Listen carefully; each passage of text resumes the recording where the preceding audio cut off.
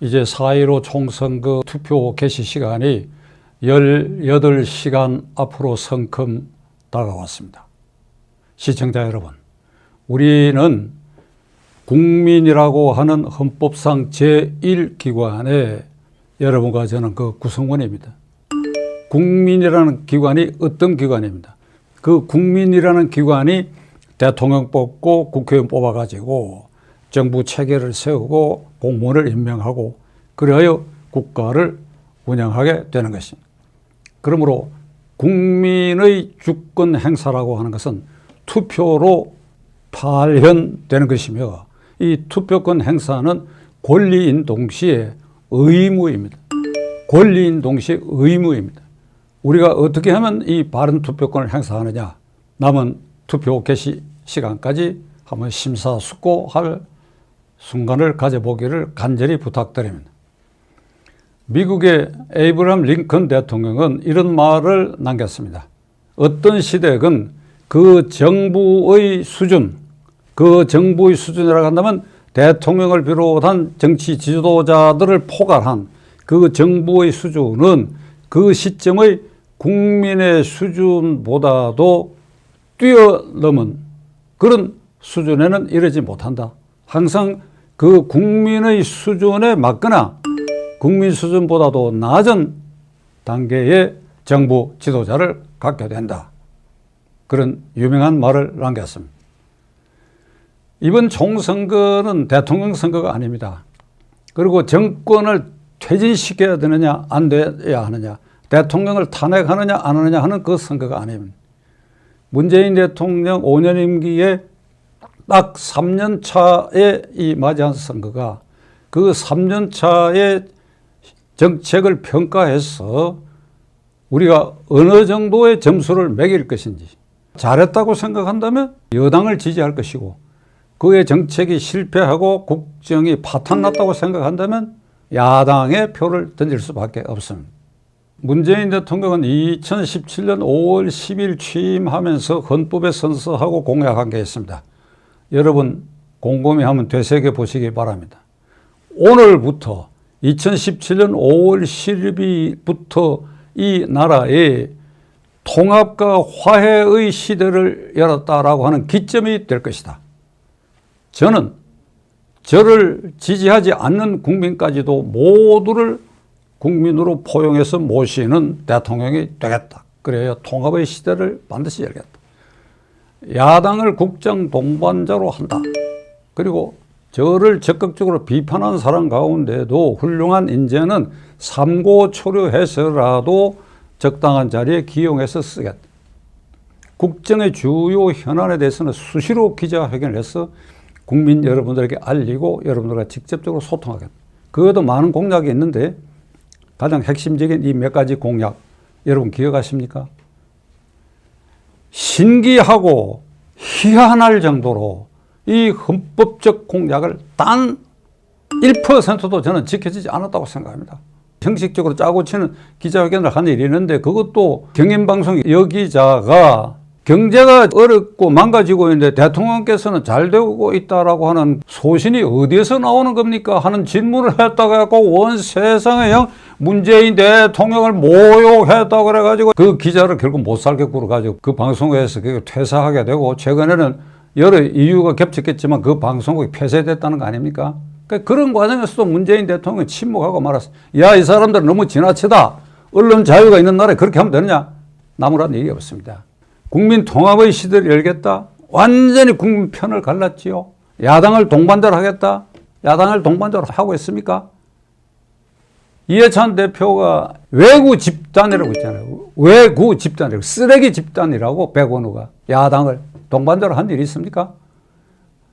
비판한 사람 중에 기용하겠다 삼고초려가 단 한 건이라도 있으면 제가 오늘 이 방송 이 말 안 했을 것입니다. 한 건도 없습니다. 전부가 캠코드 인사, 캠프 출신, 코드, 시민단체 등 민변 참여연대 등 시민단체, 친여단체 사람들, 그리고 민주당 사람들, 회전문 인사 그렇게 하지 않았습니까? 희한할 정도로 100% 지켜지지 않았습니다. 이걸 이번 선거에 결정적으로 심판해야 할 제1항목이 되는 것입니다. 다음으로 3년 동안 정책 중에 소주성, 이른바 소득주도 성장 탈원전, 시간 관계상 탈원전 하나만 얘기하겠습니다. 탈원전을 평생 신념화한 사람을 이번에 여권의 비례대표 후보에 추천을 했어요. 이것만 봐도 문재인 대통령이 탈원전 정책을 절대로 변경하지 않을 것이 명백합니다. 이게 안전도가 문제가 됐다고 해서 탈원전 정책을 펴는데, 그렇다면 묻지 않을 수가 없습니다.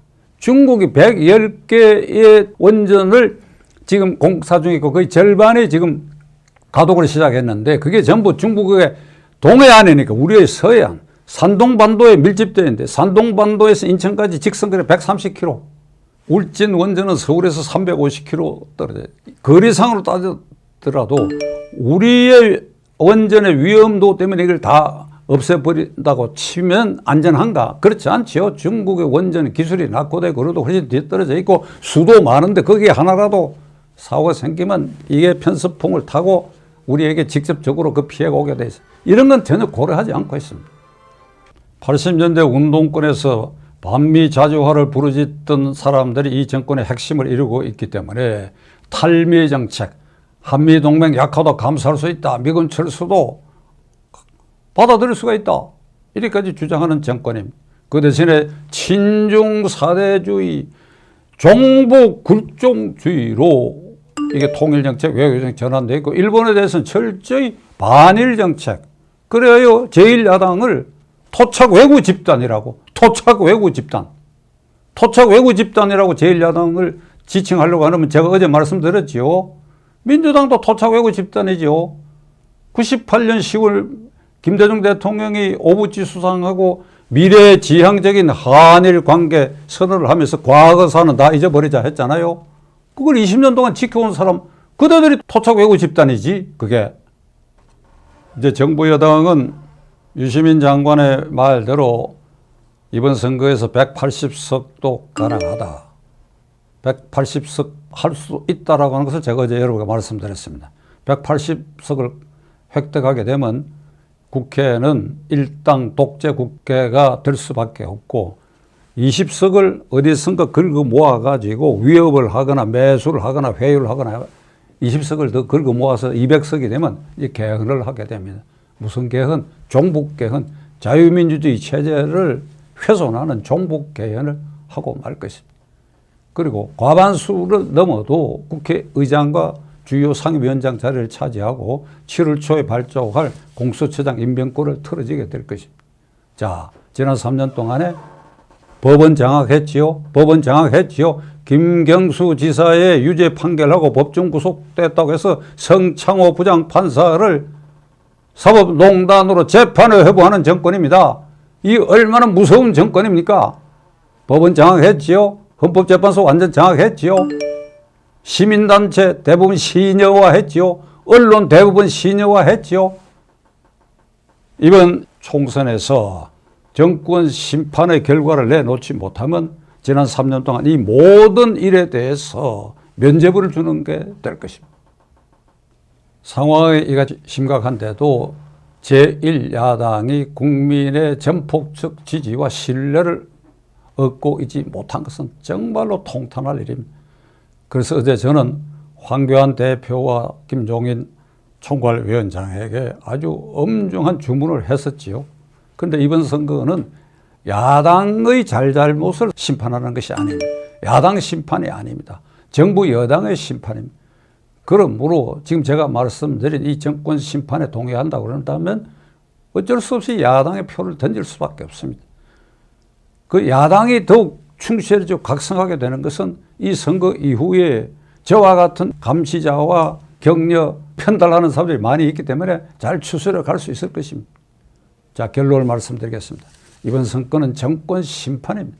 잘했다고 생각한다면 그 여당을 지지하시고, 그렇지 않다고 생각하시다면 야당을 지지할 수밖에 없습니다. 시청자 여러분, 투표 시간이 다가왔습니다. 우리 모두 투표에 참가해야 됩니다. 그것이 국민의 권리인 동시에 의무입니다.